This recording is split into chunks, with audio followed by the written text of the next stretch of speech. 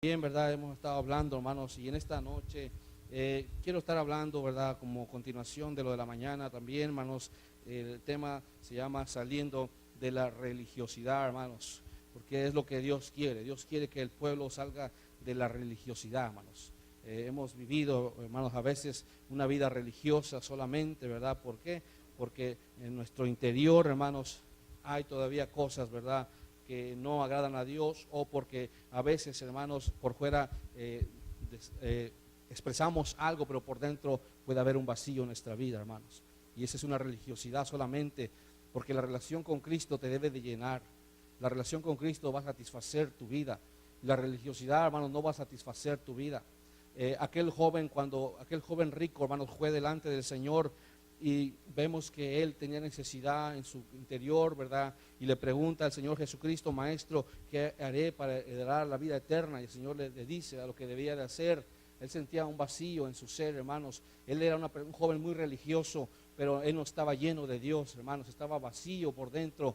Él necesitaba un cambio radical en su vida. Necesitaba que Cristo entrara en su vida, hermanos, que hiciera un impacto en su vida, hermanos, para que él se llenara de la presencia de Dios, para que Dios obrara en su vida, hermanos. Y es lo que Dios quiere hacer. Hoy en día, hermanos, nuestra juventud está viviendo religiosidad, hermanos, en su vida, ¿verdad? Se les ha enseñado, les hemos pasado a veces la maldición, hermanos, de la religiosidad, y por eso a veces ellos no están llenos. Pueden estar aquí en la iglesia, hermanos, están aquí, pero no se están llenando, están perturbados, están batallando porque hay una religiosidad en ellos, hermanos, que Dios quiere quitar esa religiosidad de sus corazones. Dios quiere que el joven tenga una convicción, hermanos, con Cristo, hermanos, que tenga una pasión por Cristo, hermanos. Dios quiere eso, hermanos. La iglesia no es aburrida. El diablo ha disfrazado, hermanos, la iglesia, ¿verdad?, a través de la religión como aburrida, ¿verdad?, que es algo monótono, que venir a Dios, al camino de Dios, es estar quieto, es no te muevas, o haz esto, no hagas lo otro.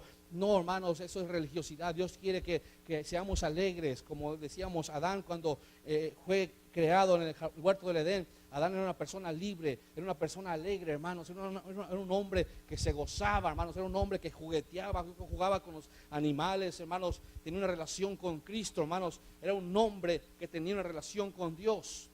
Pero cuando cayó el pecado, cuando permitió que el pecado entrara en su vida, aquello se deformó, hermanos. Perdió Adán, ¿verdad?, aquella comunión con Cristo, porque el pecado te hace que cortes, que se rompa la comunión con Cristo. Dios quiere restaurar la comunión, hermanos. Dios quiere que volvamos a restaurar la comunión con Él. Dios quiere que el joven salga de la religiosidad, hermanos, y que tenga una comunión con Él, con el Señor Jesucristo, hermano. Dios quiere que salgamos de eso. La religiosidad, hermanos, solamente es una expresión externa de devoción espiritual, pero por dentro puede haber un vacío, hermanos. Y quizá no somos la excepción, ¿verdad? Nuestros jóvenes estén pasando por ahí, pero en esta noche Dios quiere hacer algo en estos jóvenes. Gloria sea al Señor.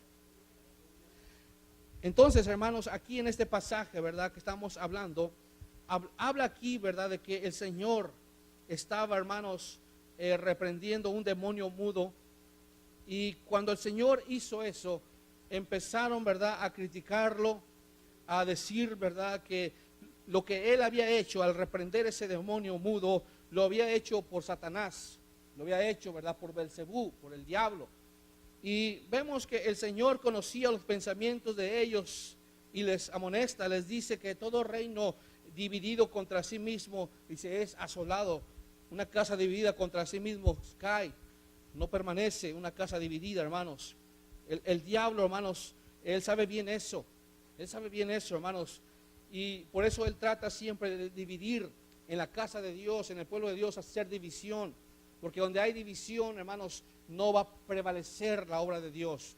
Y a veces la religiosidad ahí va, hermanos, cuando hay división. Porque podemos estar en la iglesia, pero con división en nuestra vida, con odio, con rencor, hermanos, con amargura en mi vida. Traigo algo contra ti. Y estoy en la iglesia, estoy alabando a Dios, pero en mi corazón yo tengo algo que siento contra ti. Eso es religiosidad, hermanos. Eso es lo que Dios quiere, que salgamos de eso. Y vemos que el enemigo sabe bien estas cosas y por eso trabaja con nosotros. A veces nos perturba mucho de esta manera, hermanos. Y vemos en el versículo 19, el Señor le dice: pues si yo echo fuera los demonios en Belcebú, vuestros hijos, ¿en quiénes lo echan? por tanto ellos serán vuestros jueces. El Señor le está diciendo, ¿verdad? Si ustedes creen que yo he hecho los demonios por el diablo, dice, entonces sus hijos, porque así le decían a los profetas, de esta manera. Entonces, la obra que han hecho los profetas quiere decir que también la han hecho por el espíritu del diablo, es lo que les está diciendo. Sí, y ellos, por tanto, van a ser sus jueces en aquellos días. Pero el Señor dice en el versículo 20, mas si por el dedo de Dios, dice, echo yo fuera los demonios, cierto, el reino de Dios ha llegado a vosotros.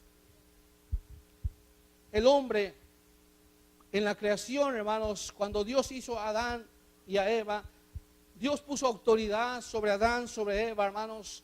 Adán tenía una autoridad divina, que él decía a aquel árbol o una semilla, aquí quiero que crezca este árbol, y crecía este árbol por la autoridad, por la palabra de Adán. Él decía esto y se hacía, todo estaba sujeta, la creación estaba sujeta a Adán, los animales estaban sujetos a Adán, hermanos. La autoridad divina la tenía Adán, lo que él decía se hacía, tenía esa autoridad. Cuando entró el pecado en Adán, cuando él fue tentado junto con su pareja, hermanos, y pecaron contra Dios, desobedecieron, perdieron la autoridad, hermanos. Satanás le robó la autoridad que el hombre tenía, el diablo robó la autoridad, hermanos. Y vemos que el hombre desde entonces, hermano, ha perdido esa autoridad y Satanás ha tratado de tener esa autoridad sobre el hombre, el dominio sobre el hombre, porque Satanás es el autor del pecado, hermanos. Satanás es el que hizo el primer pecado, es el autor del pecado, y por tanto, todo aquel, dice la Biblia, que practica el pecado, dice, viene a ser siervo del pecado y siervo también del diablo, hermanos. Pero por eso dice el Señor que Él vino para hacernos libres de las obras del diablo, hermanos. Él vino para hacernos libres. Jesús, cuando vino, hermano, al mundo, hermano, Él vino y Él fue sin pecado, predicó la palabra, hermano, habló, nos enseñó el camino. Jesús es el Dios hecho hombre. Nos enseñó el camino, hermanos, y Él fue sin pecado. Él no cometió pecado. Él llevó una vida justa. Entonces, Él no se sometió al diablo, porque Él vivió una vida justa, hermanos. Él no fue siervo del pecado ni de Satanás, porque Él vivió una vida sin pecado. Y luego Él muere en la cruz, hermano. Al morir en la cruz, el diablo pensaba que lo había derrotado. Fue lo que Satanás pensó al ver al Señor crucificado, hermanos. Dijo, a este ya lo acabé, al Salvador del mundo ya lo acabé. El diablo hizo fiesta al ver al Cristo crucificado. El diablo se estaba gozando, hermanos, al ver aquella escena de aquel Cristo que estaba padeciendo. El diablo estaba haciendo fiesta con sus demonios. Y cuando Cristo muere, el diablo dijo, ya se acabó esto, se acabó la esperanza para la humanidad. Pero Satanás nunca se percató, hermanos, de que Jesucristo, hermanos, iba a resucitar al tercer día con poder, hermanos, y vencer la muerte y vencer el pecado, hermanos. Por eso todos los que se allegan a Él, hermanos, pueden ser libres. Por eso dice la palabra de Dios que si el Hijo te libertare, serás verdaderamente libre. Todo aquel que se acerca a Dios puede experimentar una libertad verdadera, no una religiosidad, hermanos, sino una libertad en Cristo Jesús, hermano. Gloria al Señor, déselo fuerte al Señor, aleluya. Gloria a Dios. Te alabamos, Señor. Jesús le arrebató la autoridad al diablo nuevamente.